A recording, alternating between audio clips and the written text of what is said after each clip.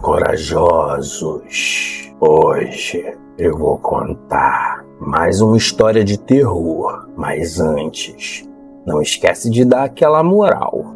Deixa o seu joinha, se puder, se inscreve no canal pra tá dando forças pra gente continuar contando histórias como essa. A Fazenda dos Sussurros, o horror escondido. Era uma manhã nublada e pesada no interior de um vilarejo esquecido no sul do país, quando um telefonema anônimo chegou à delegacia local. A voz ao telefone era rouca, trêmula e cheia de medo. A única coisa que conseguiu dizer antes de a ligação cair foi: a fazenda, os desaparecidos, eles estão lá. O inspetor Carvalho, um homem, tinha visto de tudo durante seus 25 anos na polícia. Não costumava se abalar facilmente, mas aquela voz carregava algo diferente, uma angústia palpável. Ele decidiu investigar o caso, mesmo que vagamente esboçado. Nos últimos meses, a região tinha sido marcada por uma série de desaparecimentos estranhos. Trabalhadores rurais, moradores de fazendas vizinhas e até crianças sumindo sem deixar rastros. Nada de corpos, nem vestígios, somente o vazio que crescia a cada nova ausência. A olhar para o mapa da região, Carvalho notou que a área extensa de terras era marcada como propriedade privada, mas nunca tinha ouvido falar de ninguém vivendo lá. Tratava-se de uma grande fazenda perdida entre colinas e matas densas. Perguntando aos moradores locais, obteve apenas silêncios desconfortáveis e olhares de relance, como se fosse tabu mencionar aquele lugar. Intrigado e um tanto desconfiado, ele decidiu montar uma pequena equipe. 5 policiais veteranos que, com ele, já haviam enfrentado casos difíceis. O plano era simples: se aproximar discretamente da fazenda, verificar a denúncia e, com sorte, encontrar alguma pista que ajudasse a resolver o enigma dos desaparecidos. A viagem para a fazenda começou de manhã cedo, quando a névoa ainda cobria os campos como um manto, ocultando o mundo ao redor em um silêncio opressivo. Enquanto dirigiam pela estrada de terra, algo parecia errado desde o início. O vento não soprava, o ar estava estático, como se a própria natureza soubesse que estavam se aproximando de um lugar amaldiçoado. O silêncio dentro do carro era tão espesso quanto a paisagem ao redor.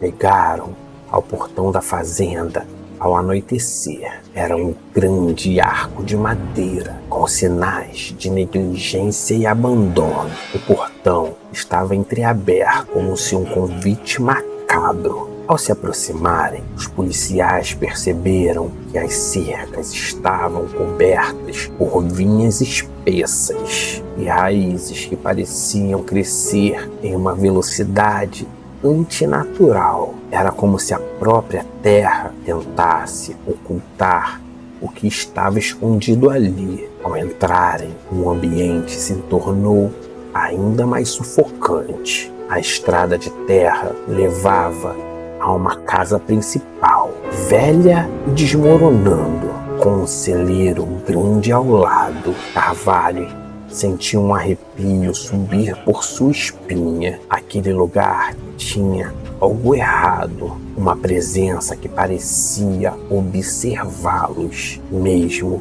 que não houvesse ninguém à vista. A fazenda estava completamente deserta, ou assim parecia. Enquanto investigavam o local, um dos policiais, o mais jovem da equipe, encontrou um cemitério improvisado atrás do celeiro. Eram covas rasas, cobertas por pedras simples, sem nomes, sem datas. Apenas uma frase escrita numa tábua de madeira apodrecida.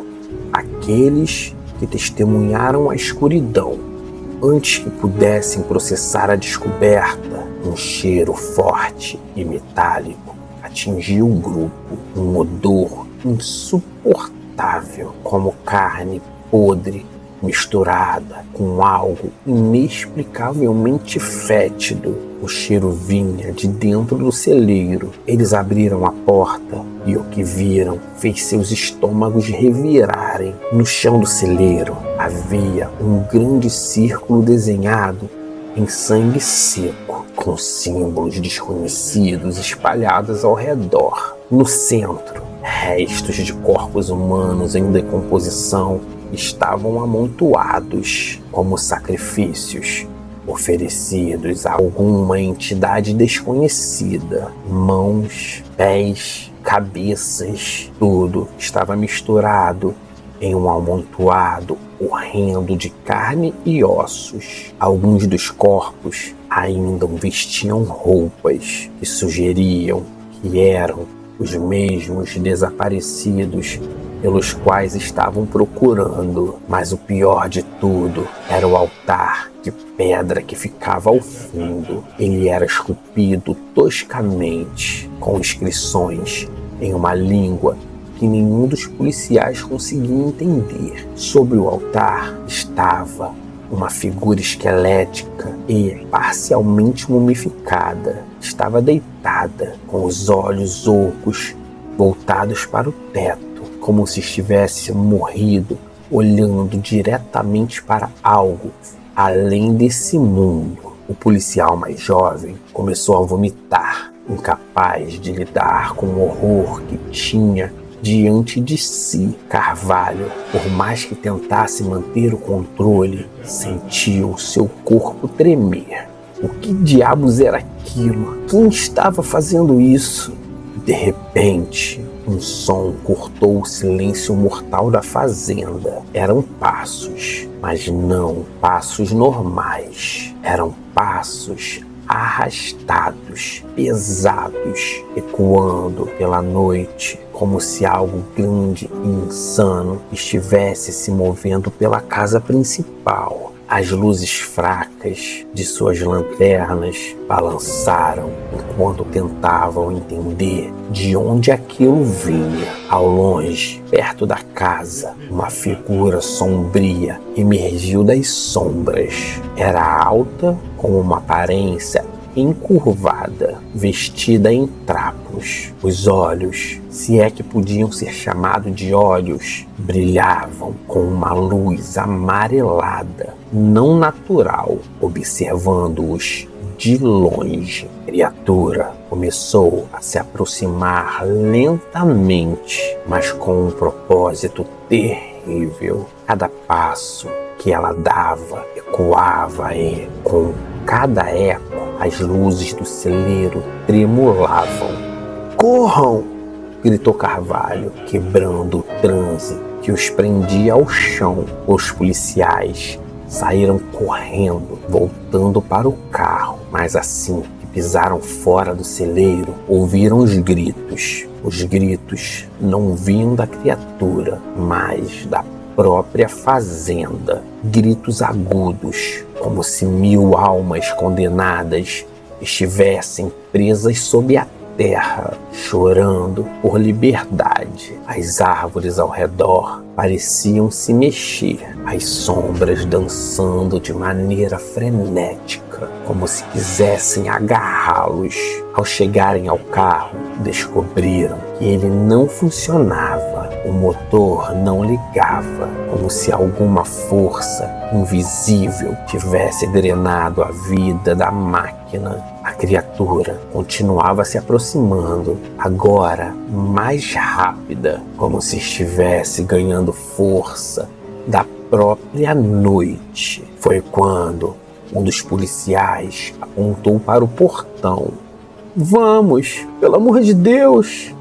Eles correram em direção ao portão, mas antes de alcançá-lo, uma rajada de vento forte os empurrou para trás, como se a fazenda os quisesse prender ali. O velho portão agora estava completamente fechado e, além dele, podiam ver mais figuras pálidas se aproximando. Os policiais sacaram suas armas, mas não sabiam que aquilo não era algo contra o qual tiros fariam qualquer diferença. Quando a criatura estava a poucos metros deles, um trovão estrondou no céu e um raio iluminou a fazenda inteira. Por um breve momento, Carvalho viu tudo: as sombras dançando nas árvores, os espíritos errantes e, finalmente, a verdade sobre o que era aquele lugar. A fazenda não era apenas um local físico, era um portal, um santuário macabro de sacrifícios para uma entidade antiga e faminta, algo que existia muito antes das histórias locais. No último momento, antes de sucumbirem à loucura e ao medo, o inspetor Carvalho e seus homens conseguiram pular a cerca, fugindo para a estrada. Eles correram sem olhar para trás até encontrarem ajuda no vilarejo. Quando voltaram com reforços, no dia seguinte, a fazenda estava desaparecida. O local estava vazio, como se nunca tivesse existido. Apenas a vegetação densa e o silêncio mortal permaneciam. Mas Carvalho sabia que a fazenda ainda estava lá, esperando em algum lugar entre este mundo e o próximo, à espera de mais almas para devorar. E de tempos em tempos, o vento ainda trazia os sussurros das vítimas que ficaram presas lá para sempre. E essa foi a nossa história de hoje. Se você gostou, eu vou deixar aqui uma playlist lotada de histórias como essa. É só você ir lá e continuar ouvindo histórias macabras. No mais é isso. Obrigado a todos que assistiram e até a próxima história. Valeu!